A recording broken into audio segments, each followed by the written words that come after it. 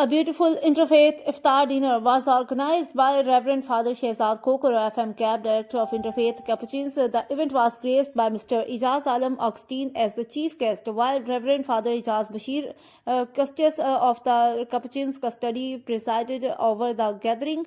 Leaders from Muslim, Christian, and Hindu communities participated in the event and shared inspiring thoughts, emphasizing the importance of interfaith harmony, mutual respect, and peaceful coexistence. The speakers highlighted that love, tolerance, and understanding among different faiths are essential for building a strong and united society.